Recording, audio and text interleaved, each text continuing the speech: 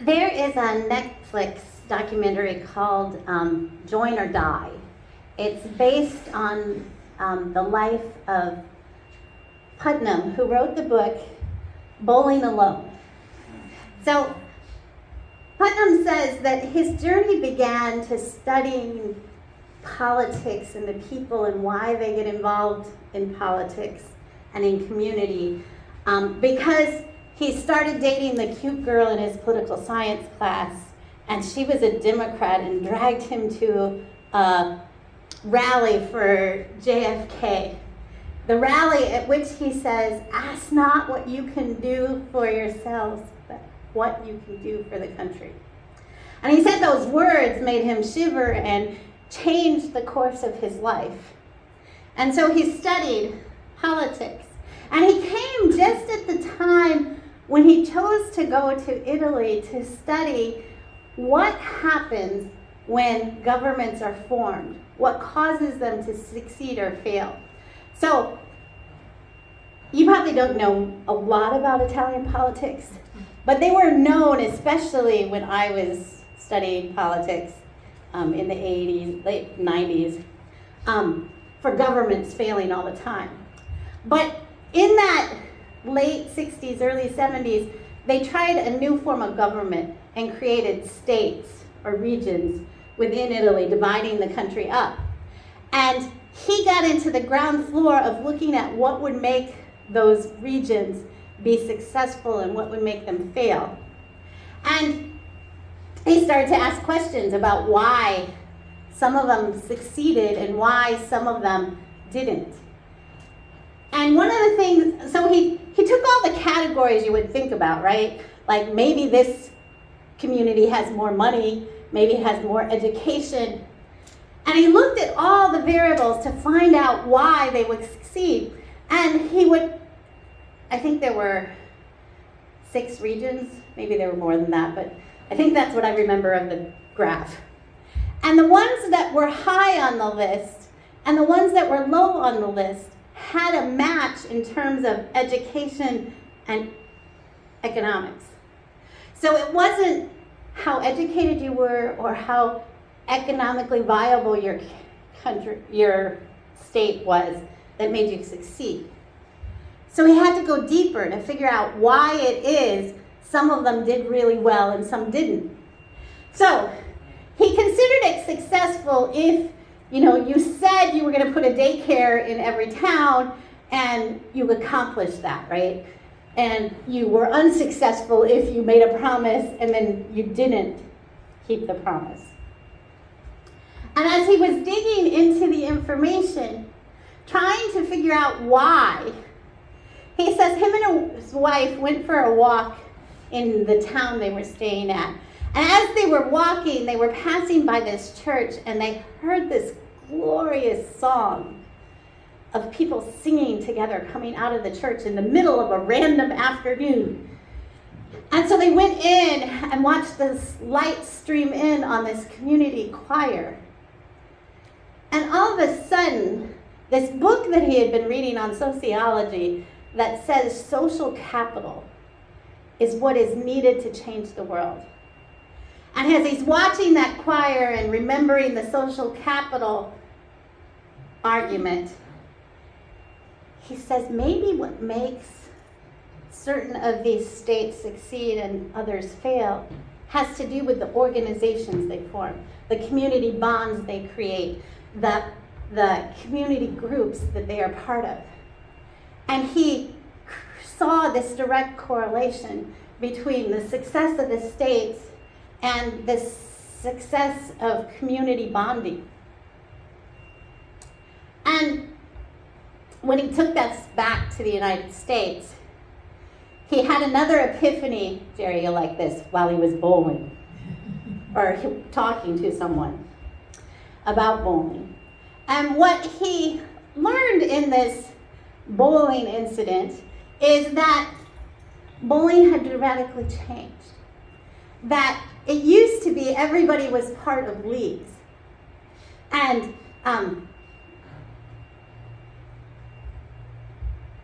as part of the leagues, they spent a lot of money socializing eating food, drinking, being together and talking. And as the years progressed, the leagues began to shrink. And the profits for bowling leagues, even if they had more people coming in and bowling, people were bowling alone. Whereas when they bowled in the leagues, they spent all the money on the refreshments, which is always the biggest part of money making, right? In any group. And so he wanted to look and see why it was that bowling had changed. Why had it gone from being this communal experience that brought people together to being this singular experience? And he started to ask those questions larger about all community groups, about churches and school boards and public meeting spaces, about clubs like Rotary and Kiwanis and Oddfellows. And he discovered that since the post-World War II boom, everything had been declining. And not just little declines. There were some where it was little, like for churches it was like slowly downward in the 70s, and then come 80s, 90s, and 2000s, it just dramatically plunged. As it plunged in all clubs and community groups. But he didn't set out this research to try to say, this is what's horrible about everything. He wanted to figure out how to fix it, how to create community engagement. And so he started to ask questions about how do we get people to re-engage in community? How do we get them to see that life together is better than life apart? In our gospel story today, we ended last week with Mary learning that she was pregnant and this baby was special. This baby was blessed by God. And with that, we don't know how she was feeling. Sometimes I preach this sermon that when she says, let it be with me according to your will, she's actually singing, bring it on. And sometimes I preach those words as resignation. Let it be with me according to your will. So we don't know what her emotional state was when she said yes. But we do know that she needed something more. And that more was she needed companions for the journey. She needed to not be alone in this information, in this knowledge that she was an unmarried, pregnant girl. And so she went to her cousin, who had been in isolation. If you remember the story of Elizabeth, her husband laughs at the angel who says, or scoffs at the angel who says that his old wife will be pregnant, and loses his voice. And Elizabeth wants to nourish that baby, and so she isolates herself, going into that state of prayer and meditation and connection to that baby growing within her. And Mary knows that story.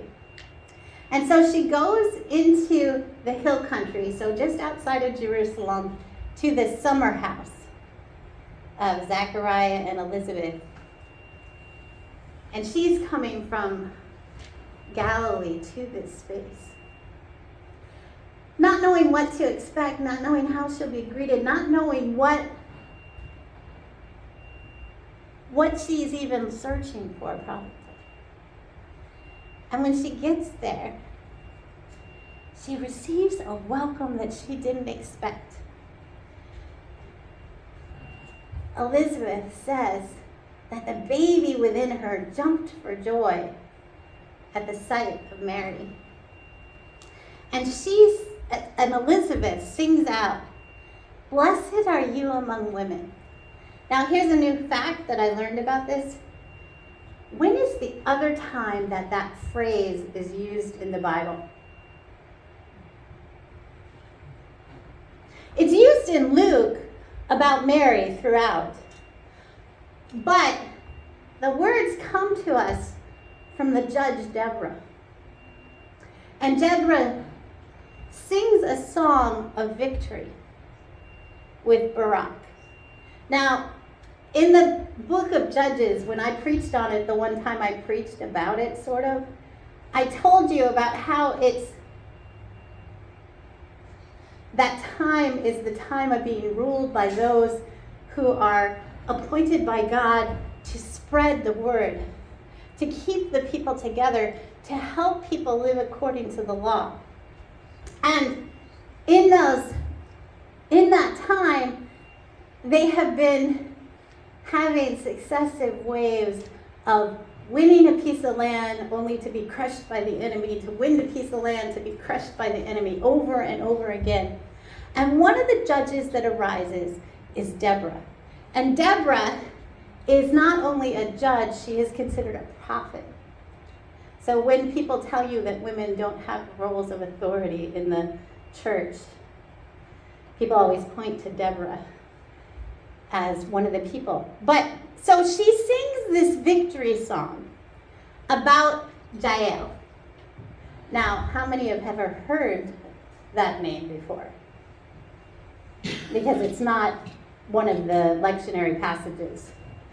So if you read through Judges, which I bet you started it, that one time you were going to read through the whole Bible, and you went, oh, it's just battles and names and oh, right? So in that, the reason Deborah sings this victory song is because Jael, a woman, saves her people. She, the king who is fleeing from the Israelites' forces, takes shelter in her house and asks her for water, and she gives him curdled milk, and asks to be hidden, and she hides him under a rug, but she takes a tent peg and smashes it into his head, killing him. So that when Barak comes in to rescue the people, Jael, a woman, has already saved them. And in Deborah's song, she sings out, "Blessed are you among women." Which is interesting, because when we think about this, we think of Mary, pure and strong, gentle and mild, calm, right? What if Elizabeth was singing to her, "You are mighty, you are powerful, you are chosen for great things by God"? That those words that she sings to Mary help to change how she views the world. Helps her to see the world as a place where you can be connected and you can do things, even if you are a woman from the wrong part of town, from the bad part of the country. You can do something, can become something. Mary got that companionship that she needed. That companionship that says, you're not alone.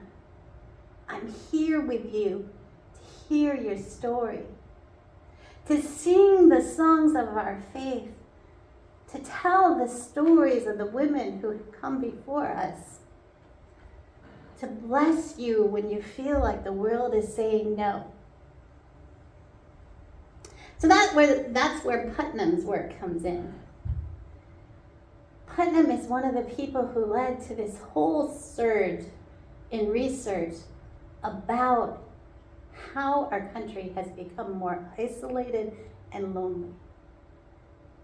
He was trying to figure out how we could bridge the difference and change the way we interacted with each other, the community, and the government. How we could become that inspiring passage he heard from JFK.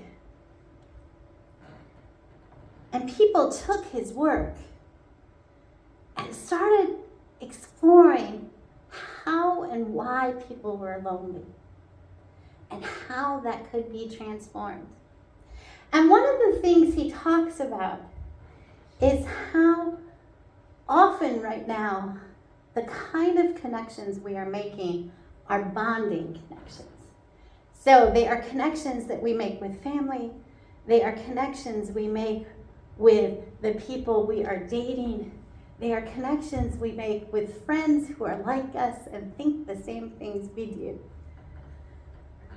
And what we need for a healthy society is bridging connections. We need connections that take us from the people that we're comfortable with, the people we talk to that make us feel good, the people who are just like us.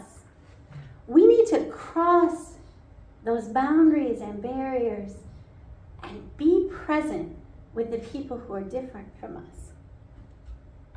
To make those connections. And so in an interview he did with Jordan Klepper of The Daily Show, he says, okay, so here's the thing.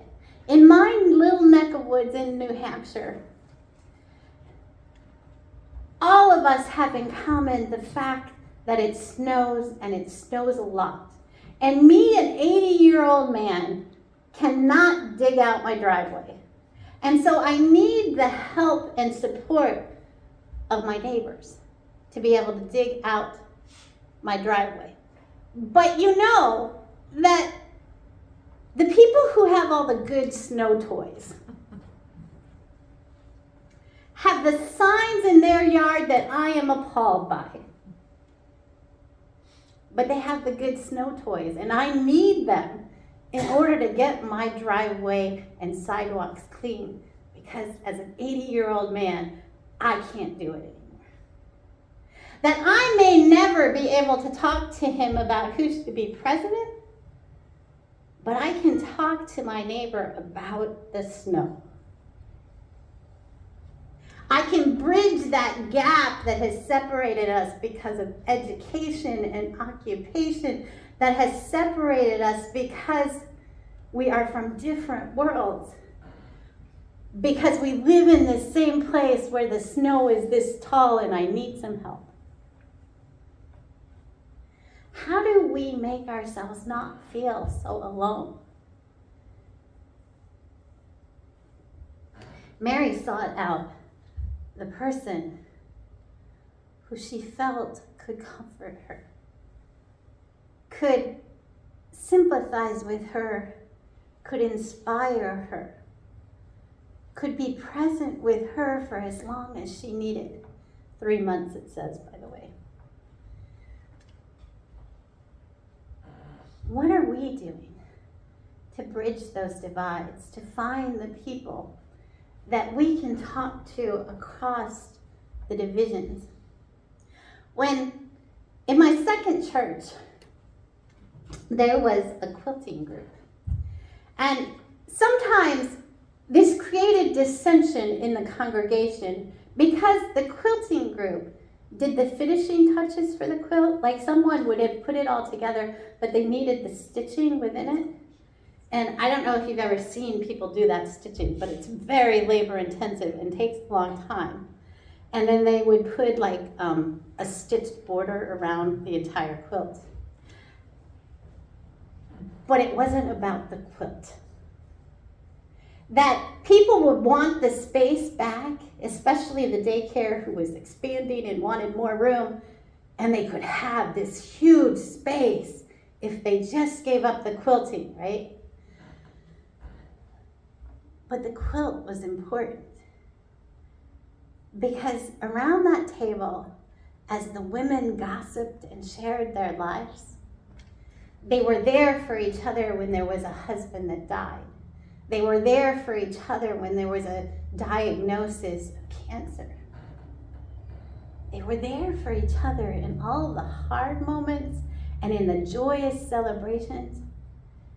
That quilting group was an important part of our church because it was a bonding group that shared the pain of life.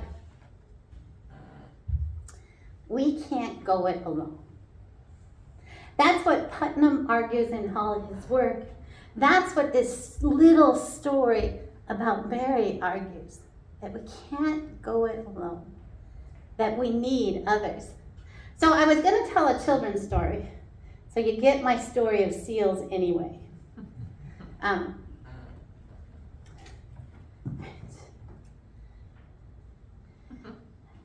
These are Hawaiian monk seals.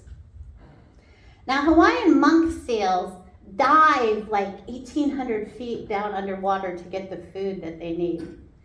And they're not like the seals we have. Like if you go to the ocean around here, our seals hang out in groups, right? They have colonies in which they live. Monk seals are isolated individuals. They live their lives completely alone except when they're breeding and raising their pups. But here's the thing about monk seals. This rare seal, the mothers often foster another mother's pups. That even though they are the most isolated seals that exist, they take care of another mother's baby. What does that teach us about life? What does that teach us about not being alone?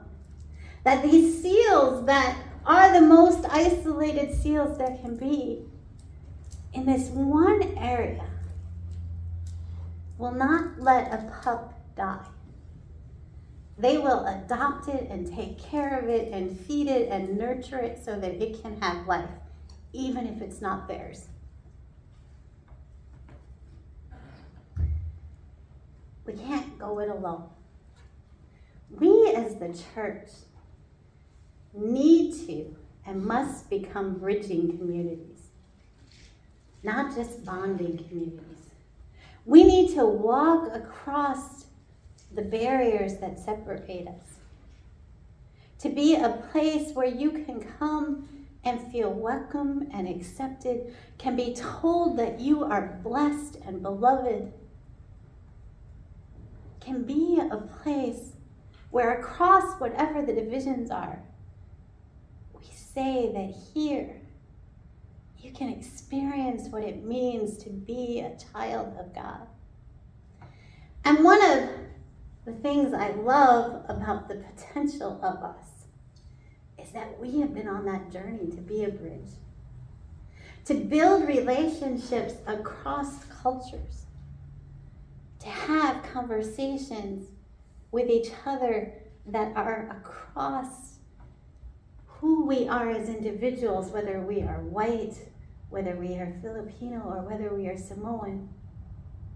To say that we all can sit here and be together, that we can support each other and hold each other up. And so I'm going to invite you now to go find a person not from your original church, and I want you to share who the person is that you would turn to. Who's the person that when you are hurting or when you're experiencing joy, that's the person you want to be with. So across groups, so that means you're going to have to get up.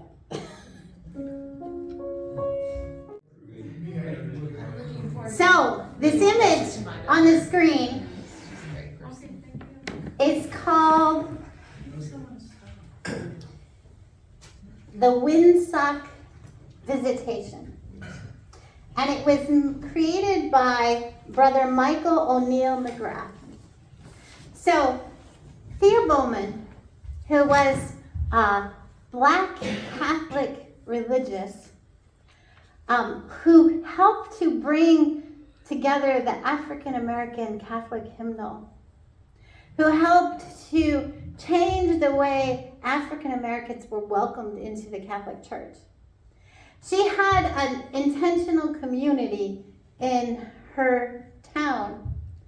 And outside of her town, or in the middle of it, after school, the kids would come to her